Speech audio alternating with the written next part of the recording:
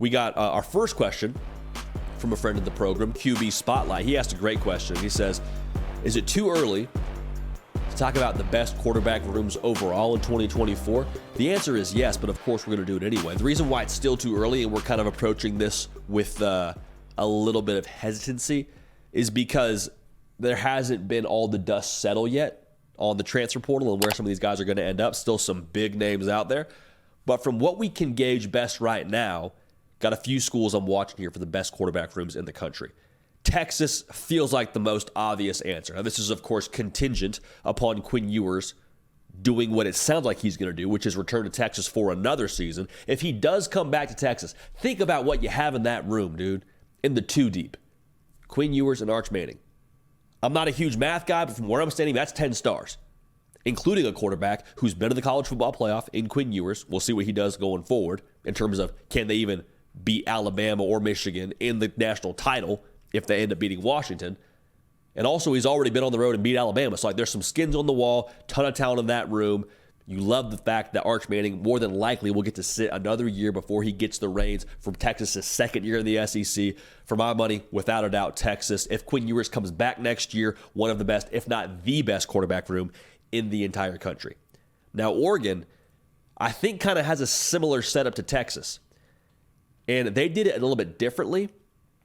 As opposed to going on the recruiting trail and landing a guy like Arch Manning. They did, in fact, portal a guy like Quinn Ewers did Texas. But Oregon, man, they went to the portal, took a look at the rankings, probably here at On 3, and said, who's the best quarterback we can get?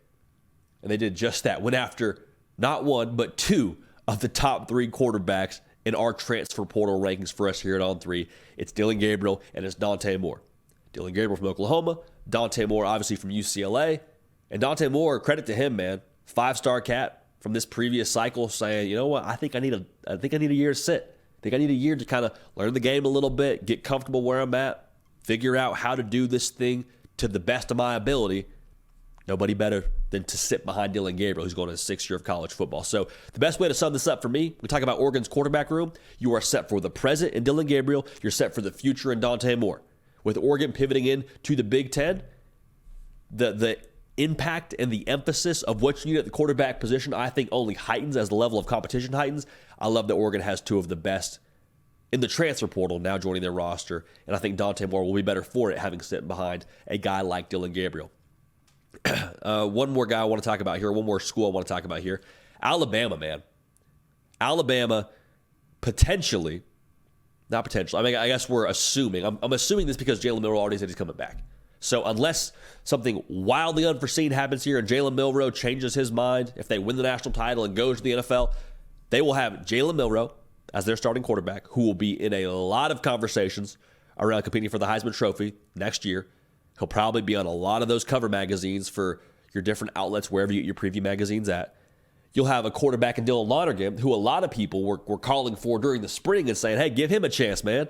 Let the young buck spin a little bit. He lit it up in the spring game. Highly recruited, as most quarterbacks that go to Alabama are. And then Julian Sayin, who was the number one quarterback in the 2024 class. It's a pretty stacked roster, if you ask me. It's a pretty deep depth chart. So between Jalen Milroe, Julian Sayin, Dylan Lonergan, you may legitimately be 3 deep at quarterback. Now, obviously, a lot of that's contingent upon Dylan Lonergan progressing and Julian Sayin hitting the ground running.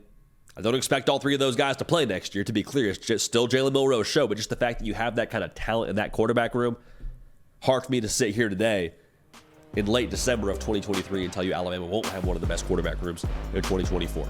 So get at me, too, on social media and in this live chat.